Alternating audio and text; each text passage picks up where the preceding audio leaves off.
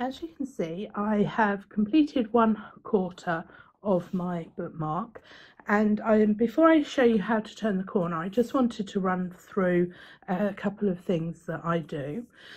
So you can now see I've taken out the pins, or some of the pins, and you can now see the cross stitch spider, half stitch spider, and the haloed spider.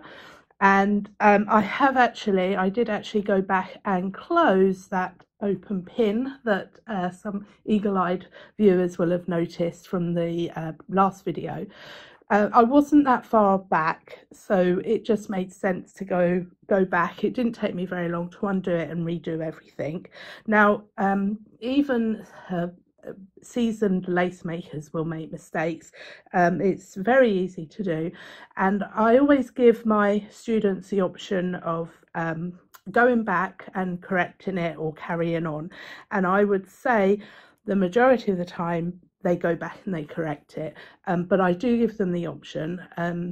If you're just learning, I would strongly suggest leaving the mistake in, because it shows you what happens when you do make a mistake, and you can then see what it looks like, so then hopefully then it won't happen again.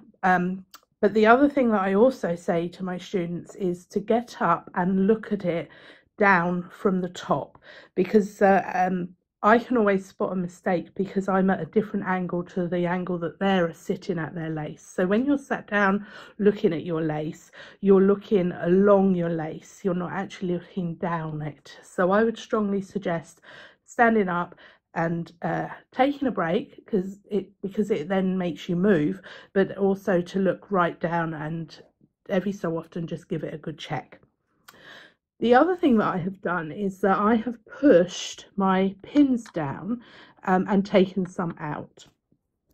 I personally leave, if I have to sew into something, so here at the start, when I come back around, I'm going to have to sew into all of these, and again here, and you can see here I've left a good couple of pins width of pins in the lace. Now I always do that if I have to make a sewing, because if you imagine when you take that pin out, if you've only left in the one pin that you're going to be sewing into, when you start taking that pin out and start doing your sewing, you're going to be pulling on that loop, and anything that is behind that loop, if it's not pulled pinned down, is likely to then stretch and misshape. And so that's why I would always recommend leaving at least a couple of rows, probably 3 rows. It's quite difficult to see here, but I've left that pin and that pin and that pin, so this pin here is covered by a couple of pins behind it. This one here, so I've left the center of the spider, and I've left this little area here of pins, and this area here. It's really going to show if you've got a half stitch fan, especially if you haven't left all of the pins in on that fan, because it's going to really distort those half stitches. So I think that's everything that I would advise with doing your lace. Now, the other thing that I was going to mention, I had I have 7 spiders down this part here. Now, if you've got even amounts, like 8, you could go cross stitch, half stitch, cross stitch, half stitch. If you've got uneven, then you need to plan a little bit of a design feature before you actually go ahead and do it, because you don't want to run out halfway down and not have enough spiders to mirror what you've done. So with this one, I did a cross stitch, half stitch, halo, then a cross stitch in the middle, then a haloed half stitch, cross stitch, which is quite a mouthful. So I would strongly recommend, don't be afraid to change anything. Just do a little bit of planning before you actually start, so you know you have the right number of spiders to accomplish the design that you're after.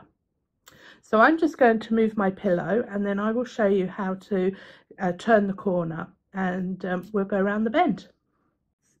I'm here at the last pin, so let me just move those over. So as you can see, I have come all the way down this quarter here, and I now have a pair hanging off of each of those pins. And let me swing those around. I'm left with this last pin here on my cloth stitch and fan. So now if I do as I have been doing, and I do my cloth stitch and twist, extra twist, and then pin up.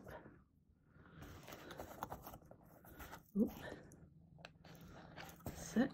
And now close that with my cloth stitch and twist.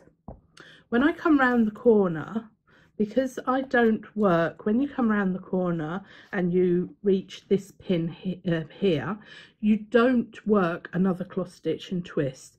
So what normally happens is you will work the stitch, you will pin up on this pin and at this pinhole, and then close the stitch and then pin up immediately after having done that last closing of that last pin.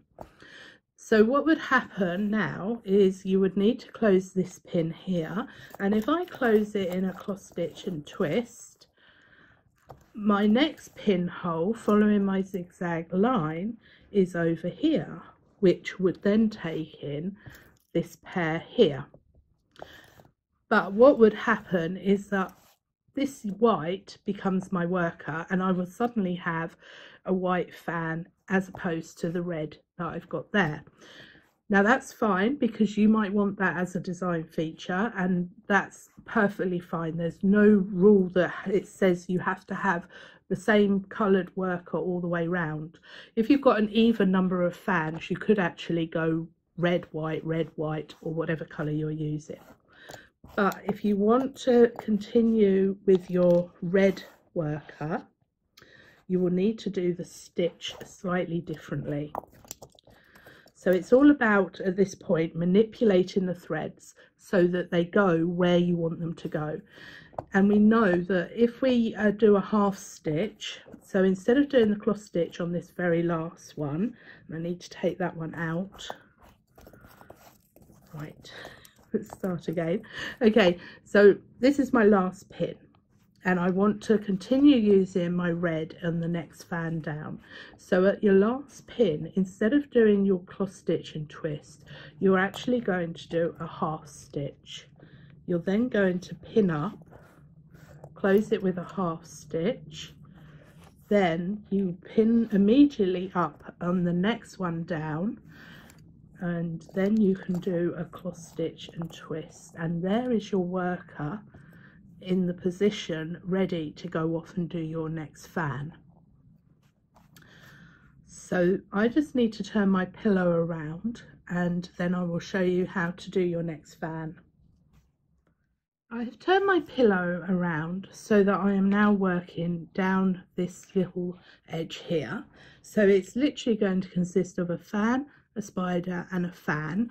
There's no loops to make on this little quarter, so all I'm going to do, I've done my first pin in my fan when we turned the corner, so I'm just going to continue doing my cloth stitch and taking my pairs in. Now, just to remind you that when you go from one fan to the other, because we're doing a cloth stitch fan, these pairs need to have a twist on, which just the one, not multitude as this pair has, but just make sure before you take it in that it has one, or at least one. If you want to put a couple on, that's fine, but it will always show if you don't have a twist, but it won't necessarily show if you've got more than one. So all I'm doing is now just cloth stitching through my fan as we have done on all the others. I have the red worker here, so that's good, and my white is continuing down the side. So I'm going to go and do this quarter, and then when I come back, just to say that I'm going to do this spider as a half stitch, so it goes half stitch, cloth stitch, half stitch, cloth stitch, and then I can repeat what I've done on this side down this side, so it just makes it slightly different. So that's this side. And when I come back, I will show you how to sew into these lovely loops here that we've made on the way down.